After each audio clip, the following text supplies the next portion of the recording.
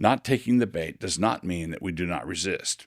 It means that we should not resist like idiots. Here's looking at you, J6. If there's clear resolve beforehand to not accept any ungodly power grab, this diminishes the likelihood that there will be an attempt at an ungodly power grab.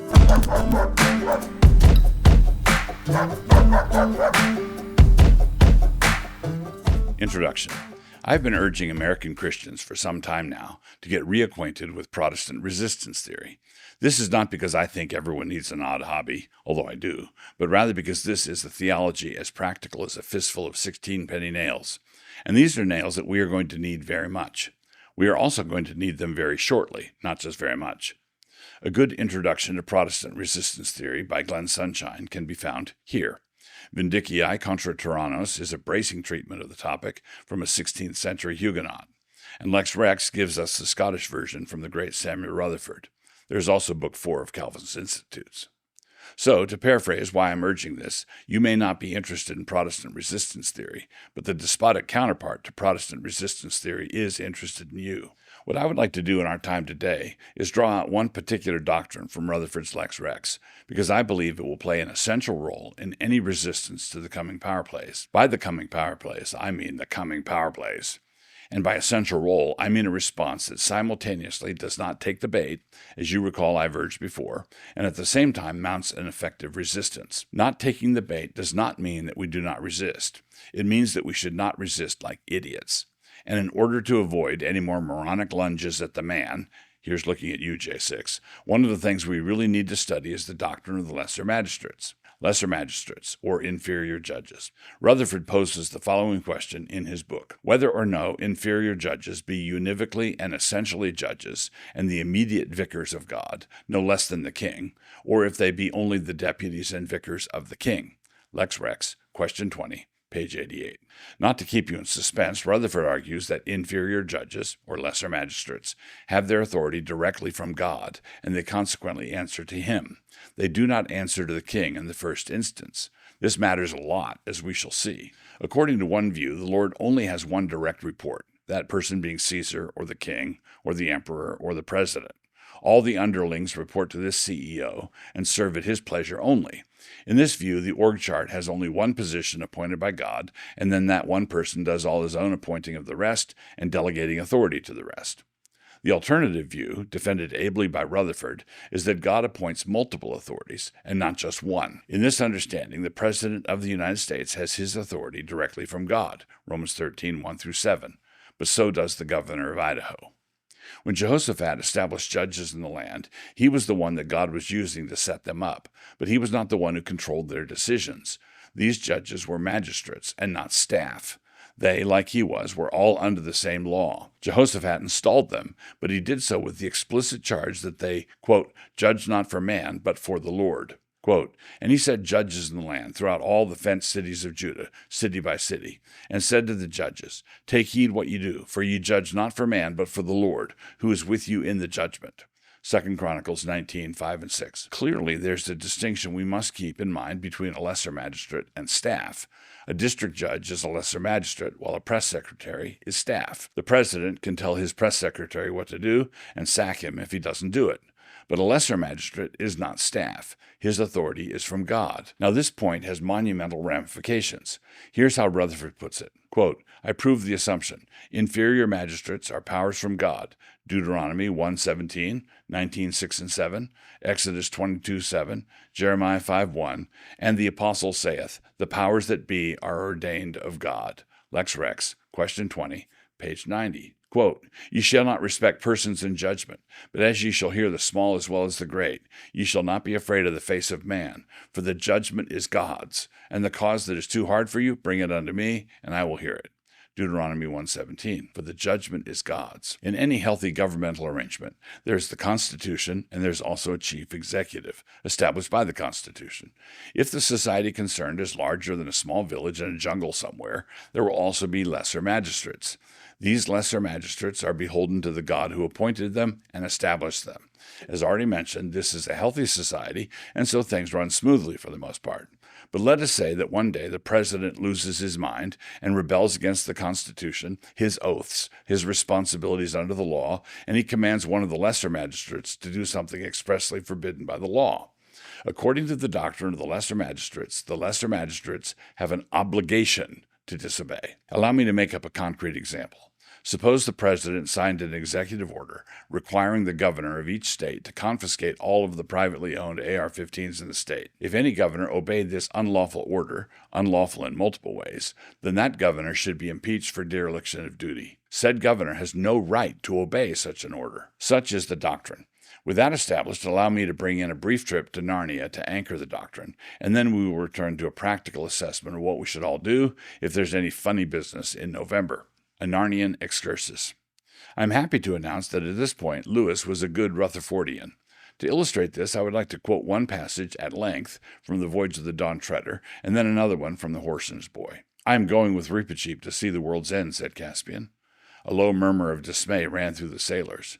"We will take the boat," said Caspian. "You will have no need of it in these gentle seas, and you must build a new one in Ramandu's island. And now—" "Caspian," said Edmund, suddenly and sternly, "you can't do this." "Most certainly," said Reepicheep, "His Majesty cannot." "No, indeed," said Drinian. "Can't," said Caspian sharply, looking for a moment not unlike his uncle Miraz. "Begging your Majesty's pardon," said Rheinelf from the deck below, "but if one of us did the same, it would be called deserting." "You presume too much on your long service, Rheinelf," said Caspian.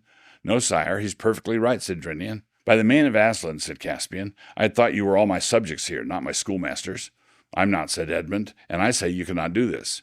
"Can't again," said Caspian. "What do you mean?"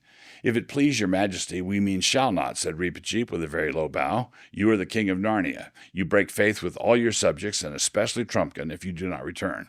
You shall not please yourself with adventures, as if you were a private person.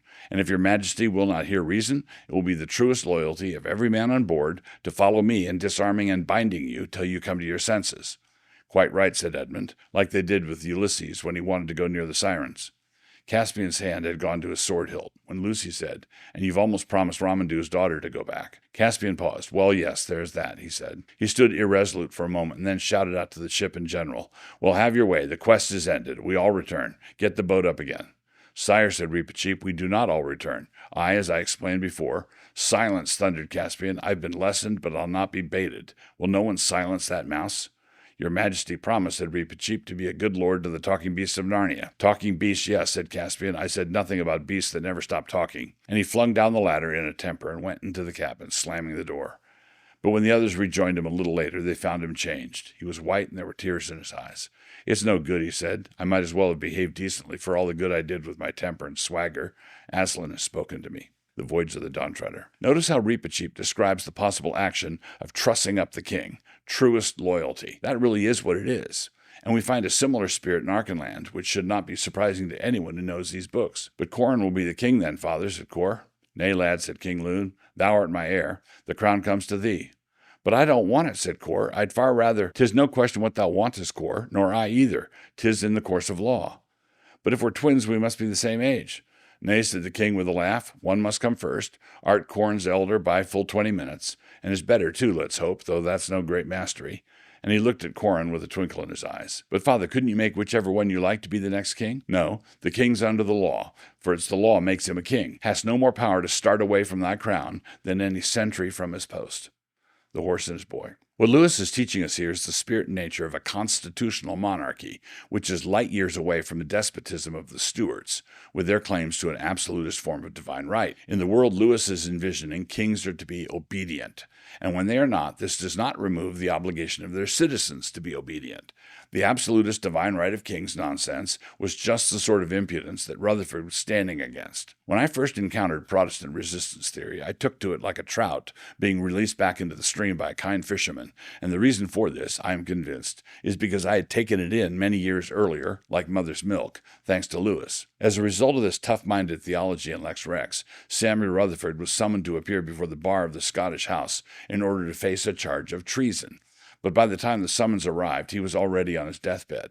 From that place, he gave a message to the officers who had delivered the summons. "Tell them that I have a summons already from a superior judge and indicator, and I behoove to answer my first summons. And ere your day arrives, I shall be where few kings and great folk come." Had he been healthy enough to answer the summons, he would almost certainly have been executed.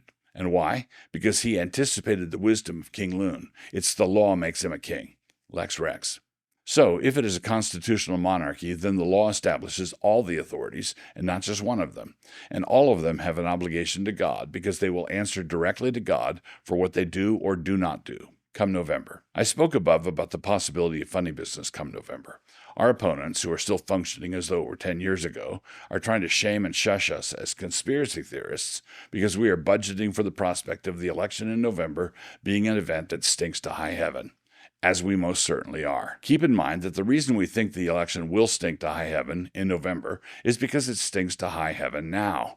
We believe that there will be attempts to rig the election then because they are rigging the election now. Think of it.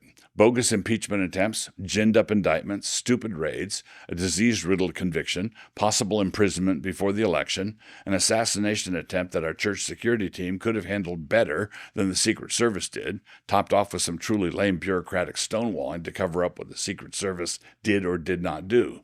If Trump is reelected, he really needs to make his own arrangements for security with Blackwater, dispatching the Secret Service to guard some kindergartners' birthday parties. The coverage that the media is currently giving the Harris-Walz ticket, and by coverage I mean tongue bath, is remarkable. Biden retaliated against those who perpetrated the coup by endorsing Kamala, which the powers that be did not want, and it was an effective punch. She really is the word salad queen, and you can almost see that buffering circle on her face while she talks.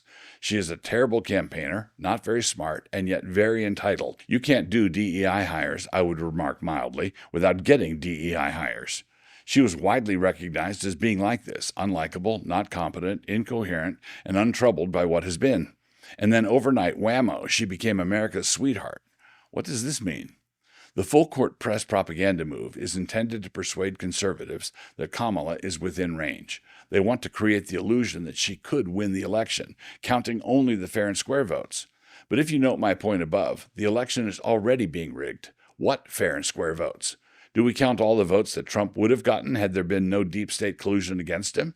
And what do we do with all the votes that Trump has picked up because of the deep state collusion? We are already deep inside counterfactualville. The prospect of an ordinary election, where the people are allowed to decide what direction they would prefer to go, without a gun at their temple, is a prospect that is long gone. We don't live there anymore. Those conservatives who still want to live there are the conservatives that this Kamala fever propaganda is aimed at. When the move comes, come November, they want a large portion of the conservative votes to be rubbing their foreheads and saying, well, maybe she really did win. I know the election in Texas was canceled because the power grid there went down, but official reports say that it really was a huge asteroid that hit the main power station. These things do happen, and the grainy footage of those commandos running away right before the explosion could be a deepfake AI thing. Put all of this together. I have before said that taking the bait would consist of doing the sorts of things that they are trying to provoke us into doing. Ask yourself this, were the FBI plants in the J6 crowd trying to get them to go into the Capitol or to stay out of the Capitol? Which direction played into whose hands? That is what I mean by taking the bait. I've also said before that an effective response to manifest shenanigans would be to take a page from the Solidarity Playbook. No government on earth, however despotic, can muscle through a general strike. If they require us to believe the unbelievable and accept the unacceptable, the answer should be, let us think about it, no. And tying this in with all the foregoing, this general strike should be organized and led by governors, backed up by their state legislatures. If there is clear resolve beforehand to not accept any ungodly power grab, this diminishes the likelihood that there will be an attempt at an ungodly power grab. This scenario might not unfold. But if it does not unfold, the possibility of lesser magistrates doing their duty might well be one of the reasons.